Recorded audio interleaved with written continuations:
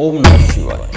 12 ज्योतिर्लिंग दर्शन में हम आज जानते हैं केदारनाथ ज्योतिर्लिंग के बारे में। जैसे कि आप सभी को विदित है कि शिव पुराण के अनुसार 12 ज्योतिर्लिंग है, जिसमें 5वां ज्योतिर्लिंग केदारनाथ है, जिसे केदारेश्वर भी कहा जाता है। यह तीर्थस्थल 4 धामों में से एक है। यह उत्तराखंड राज्य में स्थित है। इसके पश्चिम की ओर मंदाकिनी नदी बहती है। उत्तराखंड के 4 धाम गंगोत्री, यमुनोत्री, बद्रीनाथ और केदारनाथ है, जिसमें केदारनाथ का बड़ा महत्व है।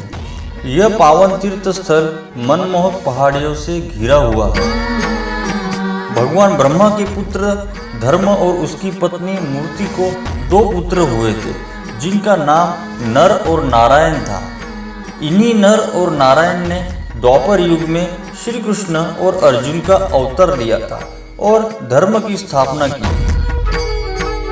यह दोनों ही पुत्र नर और नारायण बद्रीवन में सोय के द्वारा बनाए गए पार्थिव शिवलिंग के सम्मुख घोर तप किया करते थे।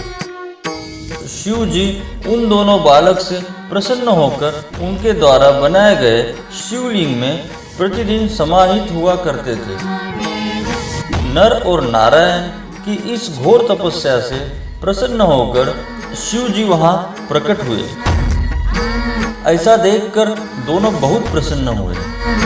शिव जी ने उन बालकों से कहा कि मैं तुम दोनों की तपस्या से अति प्रसन्न हूँ। जो भी वर मांगना चाहते हो मांग सकते हो। तब दोनों बालकों ने भगवान शिव जी से विनती की कि हे प्रभु, आप तीनों लोगों का कल्याण करने वाले हैं, अर्थात हम सभी के कल्याण हेतु आप यहाँ सदा के लिए लिंग रूप में विराजमान हो जाइए। आज उसी बद्रीनाथ स्थान पर शिव जी साक्षात विद्यमान है। वह 2 पहाड़ भी है, जिनका नाम नर और नारायण है। ऐसा माना जाता है कि केदारनाथ की तीर्थ यात्रा करते समय यदि किसी की मृत्यु हो जाती है तो वो मोक्ष को प्राप्त होता है। यह तीर्थस्थल अपने आप में ही एक अद्भुत स्थान है।